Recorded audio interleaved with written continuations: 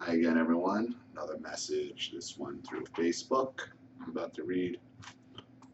It comes from Katie. Hello, Ollie. Thank you for sharing your childhood stories. And I know how hard it's hard to look at. So thank you. I'm actually from New Jersey too, Seaside Heights to be more accurate. I have been through hell psychologically and emotionally. My older brothers were routinely beaten. I had to hear it and say it. My father fucked up my mind plenty. He only hit me a few times. I was told by my father I was lucky I was a girl. It was safer, it's implied.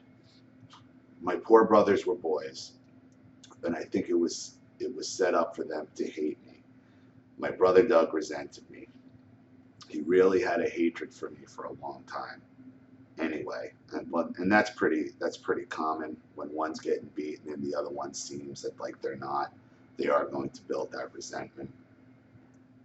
Anyway, but up until the last 3 years, I would have smiled and told anyone I had a wonderful childhood. The truth is, it was a sham. My father was always, will be, an angry man. He drank a lot. He wasn't an alcoholic. That was never spoken. He wasn't an alcoholic. That was never spoken of.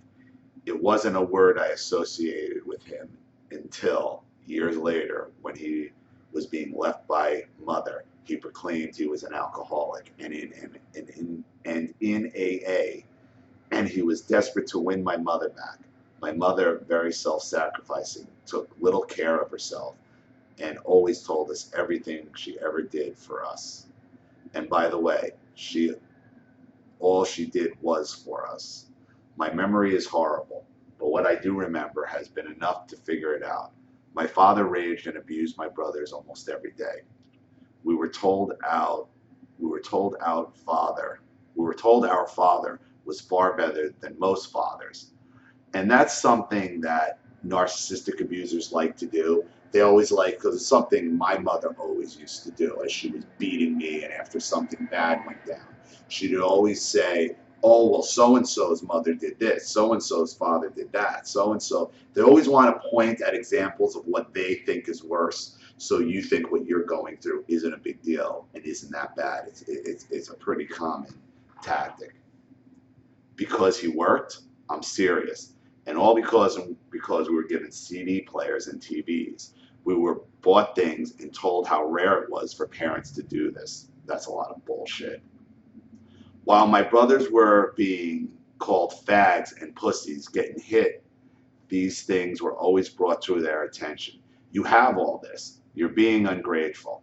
So because you have a CD, because I bought you a Sony CD player, that gives me the right to kick the shit out of you and abuse you. My God, I am a mother of two boys now, 5 years old and 2 years old. I have been trying to figure out why I am such a self-involved person.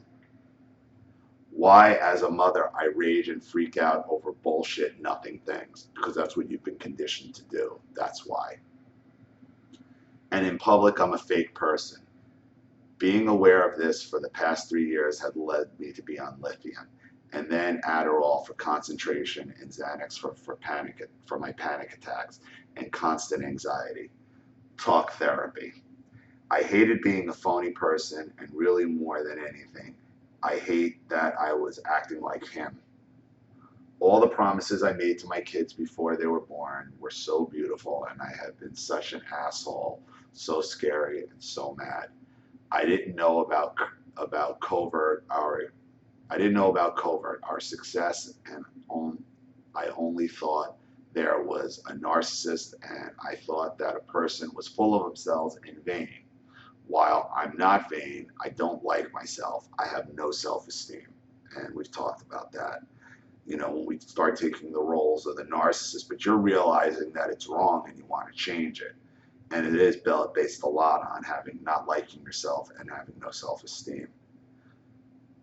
I loathe myself, so I didn't think that was it. Bipolar was slapped on me, and that is fine. I don't care what it is. Call me anything, I just need the proper help. I struggle with being me constantly. And that's what it is. We struggle with being ourselves. I have identity problems and personality issues. I became my father. I'm only saving My only saving grace here is I believe me moving away at 19. I ran I ran really to Vegas. That was in 2006. I met my husband in 2008. His family isn't perfect, but to me, wow, eye-opening. And he is a very compassionate person. I have out him through I have put him through hell the past 6 years. Last week he and I got into an argument and he said, I can't sit here and listen to the way you talk to Henry. 5. It sits on my soul. Don't you get that? Holy shit, I just lost it. I was my dad and I hated how I was treating my son, my oldest son. That same dynamic of my father and my oldest brother Danny was forming. I now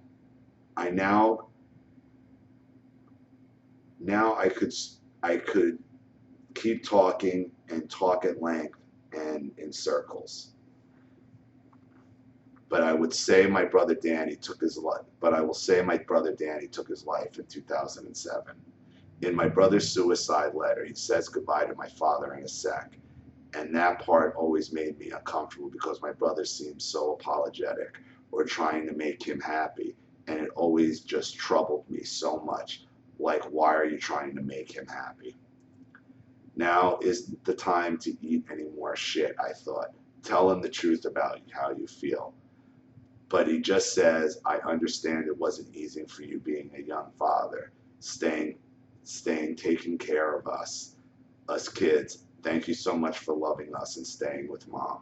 And I know you love me, even all that stuff happens. I know you loved me. Sick. Thank you for bringing up the hard stuff and sharing it with the internet. You have helped me in a sense where I don't feel crazy anymore. And I can work on this and have a good life with my kids and husband. Thank you. Thank you for being so open. The truth is the only way out of this mess. I am no contact with my parents now, and it has been bad. I have to get into it. January, I was at my parents' house, and I remember my father is getting really, really mad. We were talking about his brother back in New Jersey and how they don't talk anymore because my uncle's girlfriend, and there's all these problems. And he was just so shaky, and physically, you could see he was just uncomfortable. And then he just screamed at us screamed at us all to stop talking because he didn't want to be confronted with the truth. And that's when they lash out the most, is when they're being confronted with their own truth and their own reality. Then I went to leave out my boots on and started gathering my son's things up. My father is always changing the rules. He screams at me for having my boots on. I tell him I'm leaving and try to explain I'm almost out the door, it's not a big deal. He did not always have a rule about shoes, but that day was the rule. He's screaming at me that I don't care about anything and I'm an asshole. The floors are always dirty from me coming over because everyone else listens. At this point, I just want out. He keeps yelling this crap at me and I'm trying to take my boots off and I snap. I slam my boots on the ground saying this makes no fucking sense, but I will take my boots off to leave. He jumped up and was screaming and cursing at me. He grabbed the boots and started to charge me. I stood there with my sons behind me and my grandmother, who was 87, behind me. They all ran in the room or were trying to because of him screaming. I saw him look at me like he wanted to kill me. He threw the boots, one past my right shoulder, the other past my left shoulder. My mother got between us telling him to stop, which is good, she gets a point. First time she ever showed me that side of her. But my dad was breathing insane and looked at me with murder in his eyes. He walked out and my family crowded me, crying. I wasn't crying, but I was about to, but I didn't want my kids to see me crying.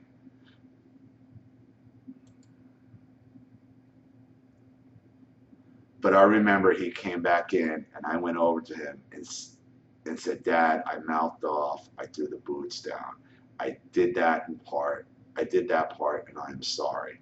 He was shaking his head, looking past me, breathing heavy, saying, get the fuck away. I'm serious. Get the fuck away. You see, this is a fucking act. What you got to understand is your father's really not that mad. This is an act to get control. This is a narcissistic, histrionic rage in order to get control and to get you to apologize to him. This is a routine your father is playing on you. Over and over saying that to me. I said sorry. Since then, I have refused to be around him at first. I said if he and I could talk about it, I would feel better about the boys going over and that my husband would feel better. He didn't want it, actually. My mother has been guilt-tripping me for months and months about seeing her grandchildren and saying I'm being unfair. No, you're not. And your mother is is enabling this bullshit. You got to keep your family away from this guy because he is nothing but a rage abuser. Okay, and I'm not even buying that his rage is real. I'm thinking it's just an excuse in order to fulfill his narcissistic supply and get you to, because he gets off. He's getting his supply when you stand there apologizing for things that he did wrong. Okay, so his rage there is his narcissistic supply. You groveling to him is his narcissistic supply. So that's why, that's why he's doing it. That's what his end result is. These are my children, and I'm getting screamed at and screaming at me and them. It's not healthy. I've been no contact with him since January. He refuses to talk to me. He ignores me, and he has done that before. 2 years in high school, he didn't talk to me. He controlled me so much, and when he said he disowned me, I was happy, I remember. But it messed me up to be walked past and looked past for 2 whole years.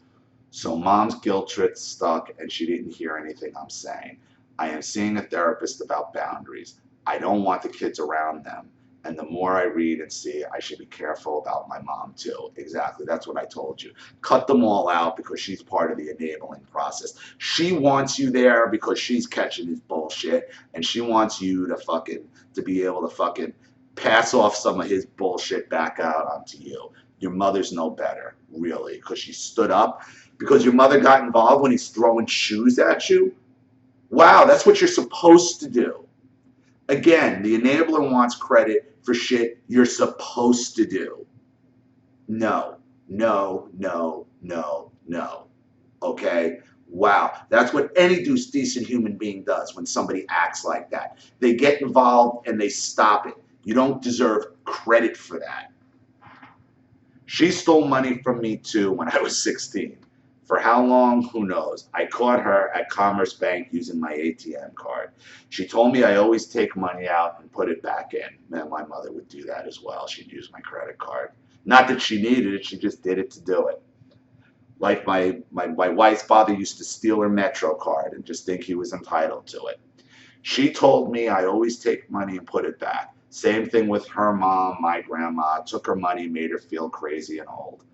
I have lost so much weight and felt so fucking crazy and guilty over my parents.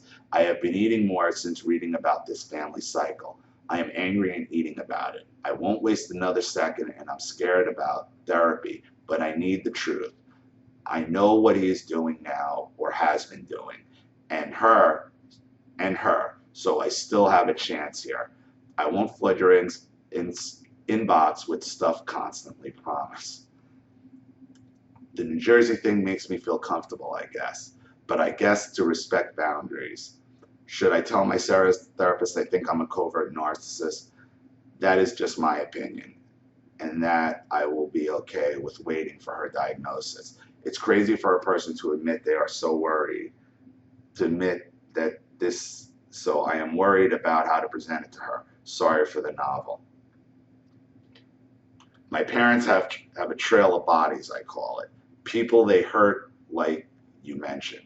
My dad cheated on my mom with my aunt. Seems like there's a lot of inter-family cheating going on as well with these narcissists. As my father was always after my mother's sisters, talking about skinny dipping and all that type of. So again, You know, it's almost like a family circle of sexual narcissism as well. She took her life after it happened. So 2 suicides on this guy. 2 suicides. So your mother's lost a sister and a child, and she's still hanging with him. And you don't think that this woman needs to be cut out of your life completely. Your mother's telling you exactly who and what her priority is. Stay the fuck away from that bitch, because she's made her fucking bed and she needs to lie in hers as well. My cousins barely speak to me now, hardly at all.